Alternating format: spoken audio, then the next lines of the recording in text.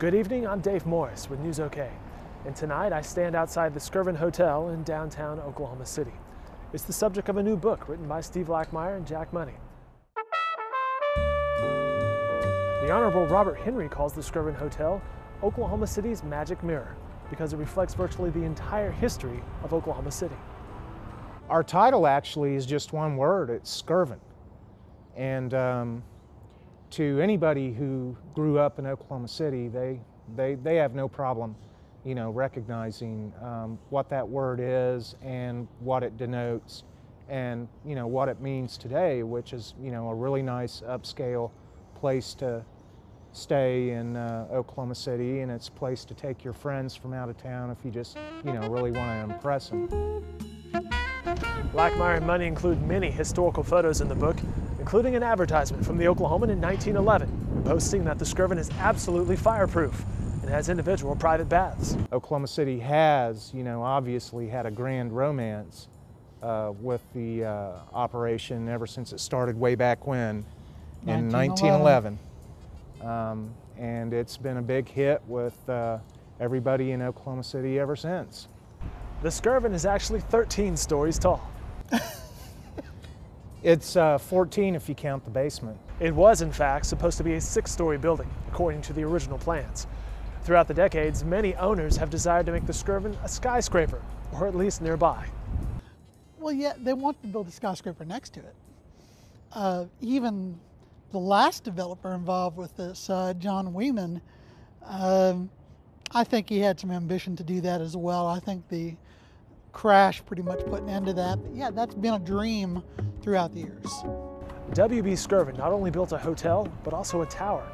The Skirvin Tower is directly west of the Skirvin Hotel. The tower is now called 101 Park Avenue, and you'll notice a big difference in how the two structures look. These days there is. In the beginning, when the Skirvin Tower was first built, they weren't identical, but they shared some strong similarities, as well as some interesting differences.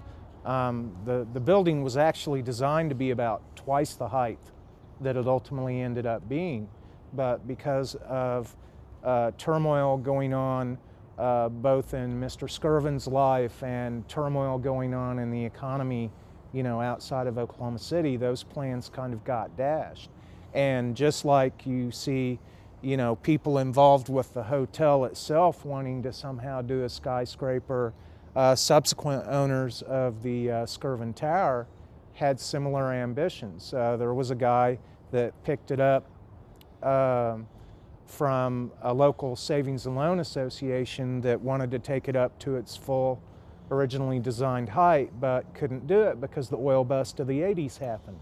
So it's and it kind of goes back to that magic mirror concept that you were talking about. When you look at these two buildings in particular, they are excellent windows into Oklahoma City's history and how events going on outside of those two particular properties still impacted how they developed and evolved.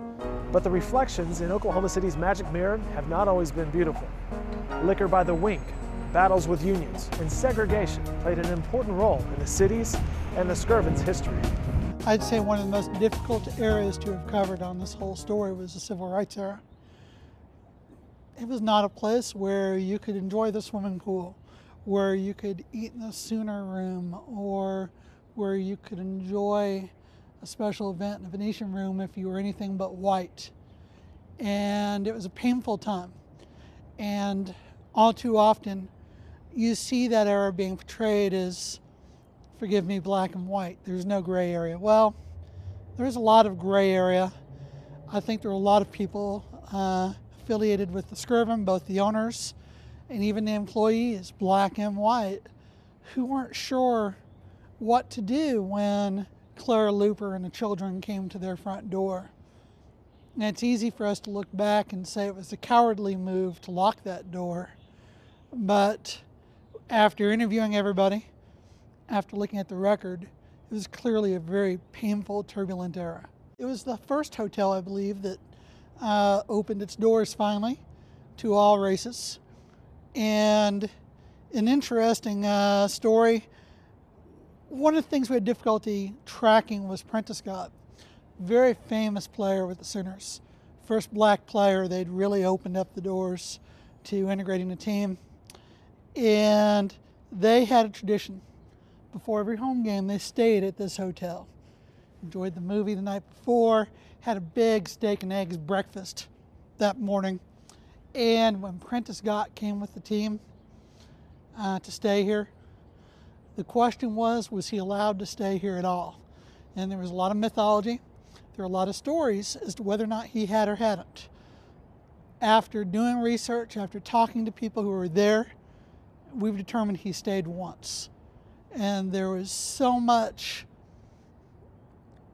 controversy and so much confusion that was generated by that stay that pretty much ended not just Prentice Scott ever getting to stay there, but it appears as if that was the end of that tradition. The Skirvin Hotel building was listed on the National Register of Historic Places in 1980, and that likely kept it from being demolished. It closed in 1988 and remained closed until February 26, 2007, when it reopened as the Skirvin Hilton, thanks to its good bones, historic ties to the community, and dramatic architecture, and under the management of John Williams. We want to keep history alive and keep the memories of the Skirvin alive, and I think one important date to celebrate always is September 26th, the birthday of the hotel. We reopened the hotel February 26th, and we do things internally to celebrate that as well. Everybody has a Skirvin story. A first date, anniversary, special occasion, met their wife here, met their husband here, something. Everybody has a Skirvin story. And I think that one of the reasons why this hotel's been so successful, people really felt that we delivered a quality product, extraordinary service, and we've given Oklahoma City a chance to rekindle those memories and start a whole new set of memories. So it's been good for the city. The city's been great to us. This isn't the first book for Steve Blackmeyer and Jack Money. For years, they covered Oklahoma City within the pages of the Oklahoman.